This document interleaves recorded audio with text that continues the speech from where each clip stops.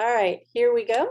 We're recording. This is our very first 8 p.m. Tuesday training for 2023. And last year, which was like a week ago, Grace and I have been working on mapping our life for the upcoming year. And, oh, there she is. Hey, all right, Grace is coming on. Yay. Hi, Grace. I see you. I was just filling everybody in on what we were doing last year, which was like a week ago, is we've been mapping our life out for the next year and putting markers for the rest of our life. So, you know, if you want to go somewhere in your car on your GPS, you put in where you want to go, but you have to know where you are. And once you know those two things, then you map out the best route. And sometimes the route can change. Sometimes you'll be going on a route, this is my normal route, a bridge is closed, or there's an accident and you have to reroute. And if you don't have a destination, you're just going to be just wandering around, sightseeing, you know, going with the flow. But we have been mapping out our life and portions of our life. So what we started with, and you know, it's not too late to jump in if you haven't done this. What we started with is build the life you want. And I'm going to put that up because it's backwards. All right. Let's try that again. Bill, is this backwards or is it okay? It's good. Okay. All right. So, all right. Build the life you want. And then we moved on to developing a vision. And this is our accountability group for LifeMap. If you don't have LifeMap, it is $29 a month through Destiny Global. If you don't like it, you can get your money back. If you do like it, you can keep subscribing. It renews every month. And if you want to skip a month, or if you just want to try it for a month, there's no problem. But this is what's guided me for the past 3 years, is the things that I learned from Danny Johnson. And every year, I do it a little bit better. Every year, I tweak things. The first year I did this, I was like, I didn't even understand all of the terms, but it takes consistency. So I'm so glad that you are all here. And I want to open it up and find out how are your dreams? Like, how are your visions? How is that going for you? And Grace, I know that you've been working on it and you've had some breakthroughs, and your husband is supporting you, but he's doing it his own way. He's not jumping in on the calls, but he's right there on the side to be a great team member. So how is that all going for you? Well, one of the things we wanted to work on was our marriage this year. So he agreed to one date a month without any people there, which is huge because usually his mom is with us. So, or his daughter or the grandkids. So we live in a community where his family is here and mine we have to travel to. So that was huge, especially to have some time with him that's intentional. Yeah.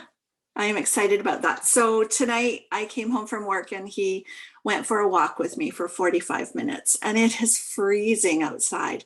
It's, well, to put it in perspective, the wind chill is like -5 Fahrenheit for you Americans. Wow. Yeah.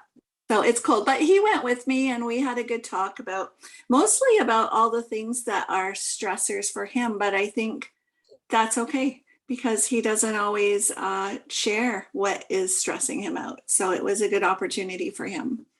And I think it helps that we were walking and not looking at each other. We were doing something.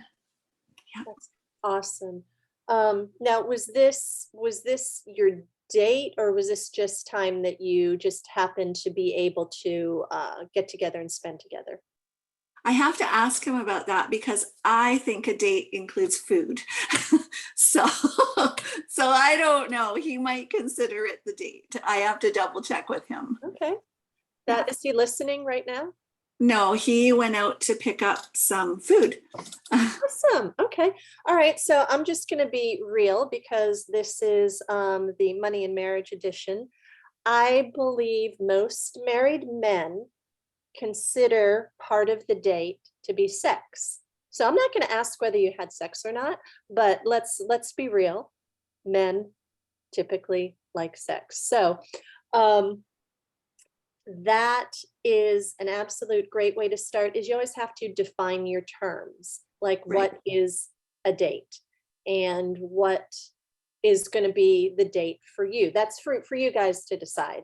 Um, and it doesn't have to be set in stone. Sometimes you can have a date where maybe you don't have food, but you're going to determine the terms that are going to work for you guys. Once a Right. month, that's awesome. It's going to be such a special time to focus on you guys, to focus on your marriage, your relationship without any of the distractions. It's going to make you stronger, and I'm totally excited about that. That's a huge goal, and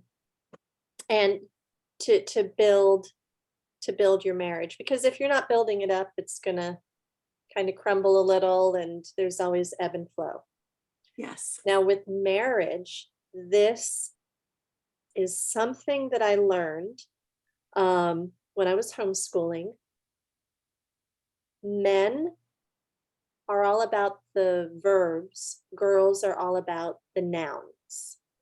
And you see this, I know you're in education, right? If you look at what little girls draw, they're drawing nouns: a house, a flower, a sun. If you look at what boys draw, a lot of times they're drawing action. They'll have the car and then zoom, zoom, zoom, zoom, zoom. You know, they're all about movement. Men and women are wired differently. This is for the majority of biological males and the majority of biological women. There's different wiring. We can see that in the way we develop. So if you have something serious to talk about with your man, or if you want your man to talk, walking is going to make them feel comfortable, is going to help them loosen up because it's action. They're moving. A lot of times when women want to talk, we're like, hey, let's sit down and have a glass of wine, a cup of tea, a coffee. We're going to sit and chat. Doesn't work for men. So walking, that's huge. Keep implementing that. And if he was willing to go off in -5 degree Fahrenheit weather, wow, Yeah, he's a keeper. he's a keeper. Yes. And back to the topic of sex, he did suggest going to bed early. So I do know that that's often, probably always on his mind. So Okay, and again, there are keywords like, does let's go to bed early, does that mean, we're gonna get some hanky panky going on, whatever things. And I know some of us in the group are, looking for that lifetime partner. So you can tuck these little nuggets away, and a lot of fun. All right, so another thing I know that we were working on, and if you're married, you do need to have team goals. You do need to have some sort of vision together. That doesn't mean you need to agree on everything, And some people talk about, oh, how do I get my spouse on board? My spouse is not on board with this. It's difficult.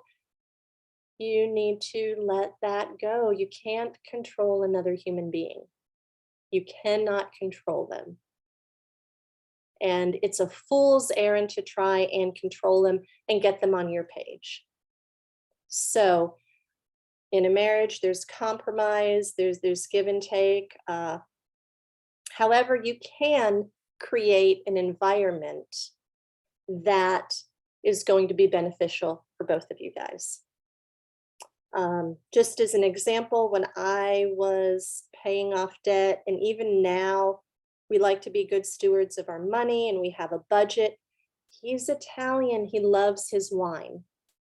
He loves his wine. We need to have like a 2-month supply of wine on hand at all times.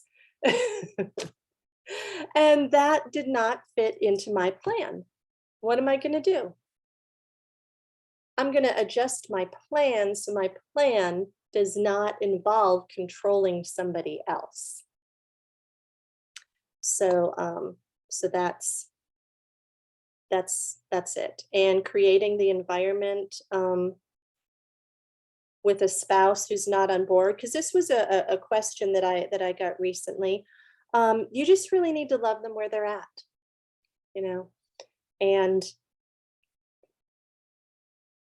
and do things that are going to build the skills for your plans to get out of debt, to save, anything like that. So Grace, you are a wise woman. You have an amazing marriage, and you are really one of the cornerstones of this group. You're always encouraging everybody, and you are such an amazing example. I see Monique nodding her head. You are just a light and a treasure to my heart. And everybody, yeah, Monique is like, yeah, and Patty's smiling. So I appreciate your life experience and your wisdom.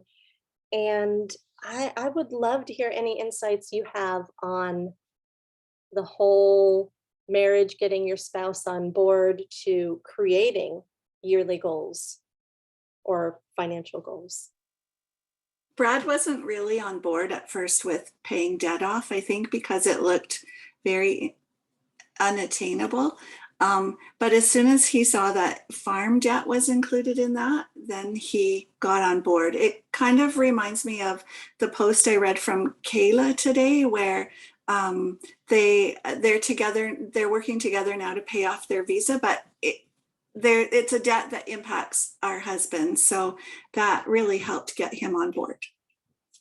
Awesome. And before he was on board, I know you were still working on, plans to have a prosperous family. What did you do before he was on board? Before he was on board, I was taking cash out of the bank for my groceries so that I knew how much I was spending. So I had started that way even before joining this group, just trying to put myself on a budget, I guess you could say. That was one thing I was doing. And I was just writing down on a piece of paper our budget, but it was hard for me to do because he actually pays the bills. And so when we joined the group together, I was able to see a little bit more of what bills there actually were. And I think showing him that I was interested in knowing was really helpful as well. And maybe even took some of the pressure off of him that he's always the one that has to do it. That's awesome. Really, really good. I believe that men do, in a marriage, that I've noticed from my experience, they do take on the burden of being the provider and making sure everything's taken care of. And they, sometimes they don't want to look bad. So I'm so glad that you could work the environment, show that you're interested in, and start creating ways to take the pressure off him. Because I think it's always got to be about abundance and not more sacrifice. Mhm. Because as women, as wives, as husbands, there's a lot of sacrifice involved and a lot of pressure. So I really love what you did, and the cash envelope. Again, that's a great thing. And modeling. How can you expect somebody else to do something if you're not doing it? So And you, the cash system for my groceries really helped me reduce my grocery spending once I joined your group, because I know that was a challenge that you had given us. How much can you reduce your grocery spending? And we were able to do that by $80 a week, which really added up to quite a bit of money to put again onto debt. Yeah. $80 a week. That's crazy. That's Well, amazing. I think the crazy part was how much we were spending on groceries and not realizing it actually until I started to use the cash. Wow. Wow. Yeah. And you don't know until you track it. Right. Yeah. And tracking cash is easier than, for me anyway, than just writing it on a piece of paper. Yeah. Yeah, definitely. Mhm. Definitely. Because once it's gone, the envelope's empty and there you go. Right. Yeah. Okay. So really, really good. So I think with the developing a vision, we're talking a lot about marriage and relationship life. And we can continue to work on developing a vision. There it is. Uh, throughout the month. Is there how anybody can answer? And I know Denise is she's eating and cooking and listening in. Oh, not on camera. I'm so happy you're here, Denise. I'm so happy you're here to learn. So glad you're taking notes. You don't have to be on camera. Monique's doing some eating right now. So feel free to put things in chat or come off mute. But how do you feel about your goals for 2023? Do you feel like I've got goals and I'm good to go? Do you feel like, oh, I don't know where to start with the goal? Or do you feel like, how are you feeling? Are you overwhelmed? Are you feeling good? Where are you at?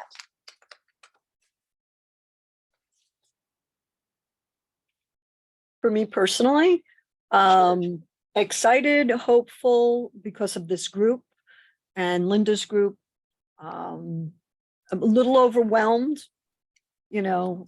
thrilled about the debt being gone, excited to see where I'm going to tell my money to go, but no solid plan. So a little scattered, a little,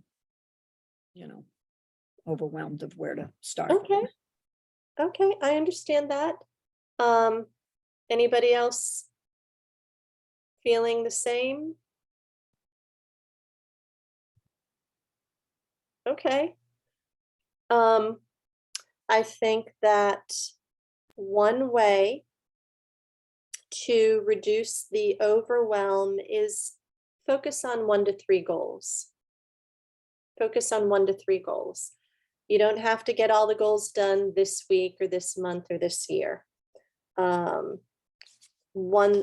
Another thing, and again, I keep saying this over and over again, and Grace, you can tell me if you agree. Get LifeMap, even if you only do it for 1 month and then cancel it, and do the build the life you want and then developing a vision. They're 2 separate courses. You can print out the workbooks, but that gives you, that's like your GPS right here. That's your, you're going to find out where you are, you're going to find out where you go, and this is going to help route you. And when you get a roadblock, it's going to help route you around the roadblock. You have to write things down. And Denise and I had an amazing time today at Tuesday Tips about, you have to know what you want. You have to know how you'll know when you reach that goal, and developing a habit. is going to get you there. I don't like to talk about as a goal because so many people have goals they don't achieve. I like to talk about habits. Thank you, Denise. It was really great. So I like to talk about habits. Pick 1 to 3 goals that you're shooting for and develop a habit to get there. And that's going to get you started. Write it down on a piece of paper. And again, some people have a lot of goals. We all have a lot of goals and we don't know where to start. So, and we have a lot of goals in a different categories. But I'm going to suggest, you know, if you're overwhelmed and have a lot of goals, I have a sheet of paper here that I folded. Write down your goals. I don't have enough room to put 100 goals because this is a really skinny piece of paper. If I list my goals, I can only do 1 at a time. I'm not going to list 100 goals on line 1. You got to keep it simple and doable. Take time to dream. You know, I want to have $1 million cash in the bank. That's not going to be my goal yet. I'm going to break that down. How can I start? Maybe I can get 10,000 cash in the bank and then find a way to grow that. But what habit am I going to do? So that's it. Is there a habit that you guys did in 2022 that helped you achieve some things? I think everybody here paid off debt, and that's huge. Was there a habit that you created that helped you pay off debt, or a habit that you created last year that helped you, you know, achieve something you're proud of? Monique, yeah. There we go. Hi. Actually, I'm gonna turn the stove off because I don't want anything to start smoking in the house. Sorry. I was trying to get this done before we started, but you know how it goes. Sometimes things just run far off. Hi, ladies. Great to see you guys. And such awesome tips. And yes, you're right, Larissa, for the unmarried ones like myself, who is on the hunt for my hubby. It is very helpful information to hear the real deal meal. So I really appreciate it. Very, very much so. So as far as the vision goes, that really did help me. I've actually gone through developing the vision a couple of times.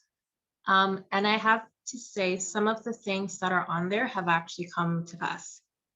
And I feel like just that mindset shift of focusing on where I am, but not just where I am, but where I want to go, and really having that focus in my mind and then being able to break it down for how to get there, even if I don't know exactly how it will all come together. You know, like you mentioned about the GPS, and sometimes the bridge might be out or construction, or there's an accident and you have to recalculate and reroute, but eventually you get to your destination.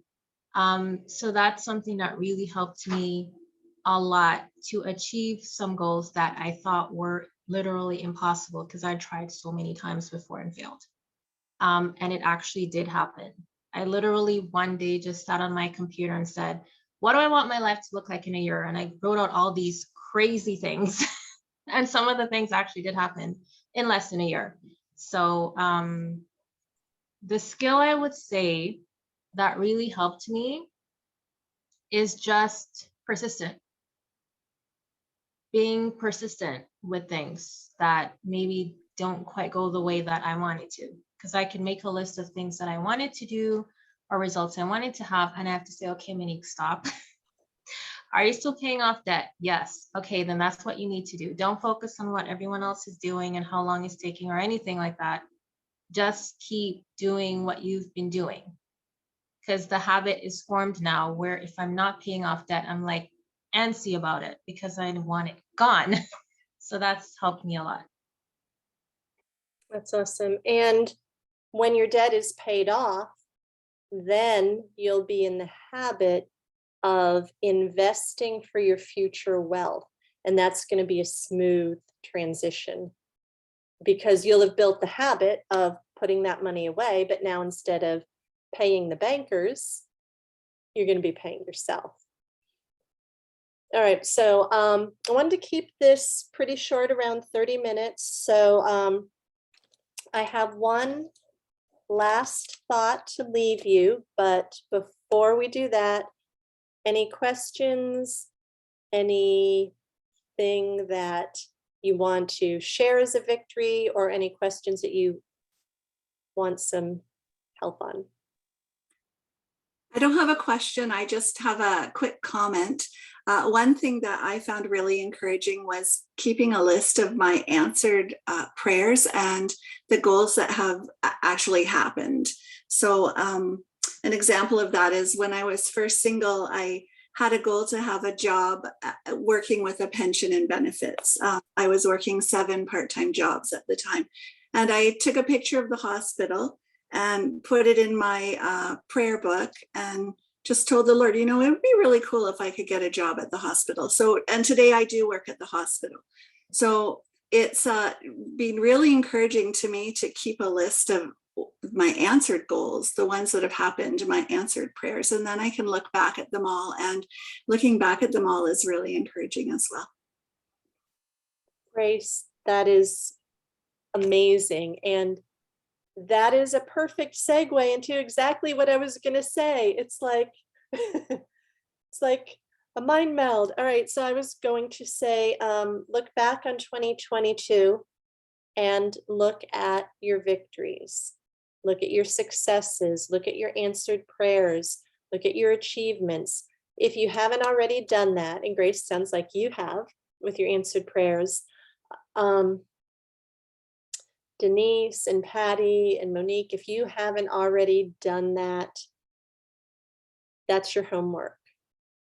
Take a look at what you did. What did you do? What debt did you pay off? What what credit card is done? Where are you? What did you lose weight? Did you start exercising? I don't know what prayers got answered. What victories did you have? Take a look at that. And that is going to empower you into this year. I lost 30 pounds in 2022. Yay. And I gained back 5 after I went to South Africa, and then I came back and had the holidays. That's okay. I know that this year I can continue on my health, that I can do it because I did it. That was a victory. Another one of my victories is I stayed out of debt. I'm going to write that down. I was able to pay for an international trip, a new roof, and I have something else that I can't say now, but but I'll tell you guys later. So I was able to stay out of debt. That is a huge victory. I was consistent in drinking a half a gallon to a gallon of water a day, whatever it is. Dates with my husband, whatever victories you had, no matter how small, take a look at it, look at your calendar, go through your calendar and look. I'm going to throw out a suggestion for you. Did I show you guys my gratitude jar? Yes, Okay. I was going to ask about that. Does this coincide with the gratitude jar? Because that's what it sounded like to me. It technically doesn't, but it can. So I have the little glass jar, and we actually didn't dump it out yet because my son was away. He has been volunteering with Civil Air Patrol, and once a year he goes to a military base, and the students have like an encampment and they learn about military life. So he was gone, so we didn't do it, but I'm going to dump that out. But I would suggest think about a gratitude jar. Once a week, we put a gratitude in the jar, and then at the end of the year, we dump it out and read them. And we forget about things that impacted us. Maybe you're single and traveling and you don't want to do a gratitude jar. I'm sure you have a calendar write things in your calendar, highlight the victories. So at the end of the year, you can look back and see where you were victorious. So that's your homework. Take a look at what was great about 2022 and then parlay that into what's going to be even greater in 2023. And that's it. That's it. And your habit. Think about what habit is going to keep those successes going. That's what we got. Okay. Larissa, thank you for leading this group. I always find that you have so much to teach us, so much to share with us. I just appreciate you so much. Oh, I love you, Grace. Thank you. And I love you guys. You guys are on my heart, and I'm grateful for every one of you. And I'm looking forward to 2023 being, as I heard from Linda, I don't know where she got it, 2023. Oh, and one more thing. I'm just going to throw this out. I started doing this a couple years ago. I had a word for the year. One year, my word was kingdom. And I just really focused on God's kingdom and what does it mean to be in God's kingdom, and I think this year, the word I want to focus on is abundance.